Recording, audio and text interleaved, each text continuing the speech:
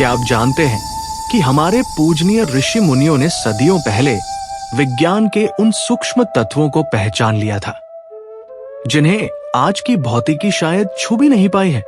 उन्होंने अपनी साधना और शक्ति को उन्हीं रहस्यों की खोज में लगाया था और परिणाम यह हुआ कि वे उस समय ऐसे लाभों से लाभान्वित हुए जो आज के सबसे यशस्वी भौतिक विज्ञान से भी कहीं अधिक थे।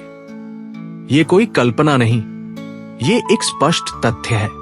हमारे ऋषियों ने आद्य शक्ति के सूक्ष्म प्रवाहों पर सीधा अधिकार स्थापित कर लिया था। उन्होंने जाना कि मनुष्य के शरीर में अनेक शक्तियां छिपी होती हैं।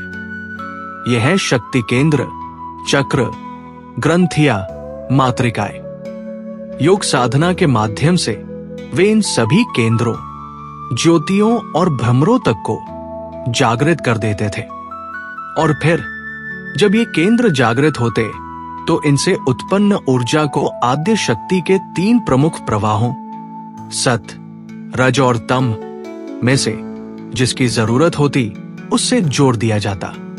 ये ठीक वैसा ही है जैसे रेडियो का ट्रांसमीटर किसी विशेष स्टेशन से जुड़ जाए और दोनों की विद्युत तरंगे एक ही श्रेणी में आकर संवाद का आदान प्रदान करने लगे। उस क्षण मनुष्य और आद्य शक्ति के बीच सीधा संबंध स्थापित हो जाता है।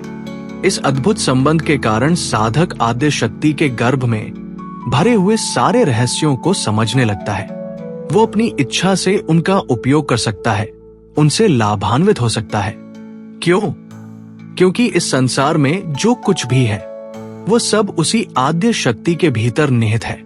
जो व्यक्ति उससे जुड़ जाता है वह संसार के सभी पदार्थों और साधनों से संबंध स्थापित करने में स्वयं ही समर्थ हो जाता है।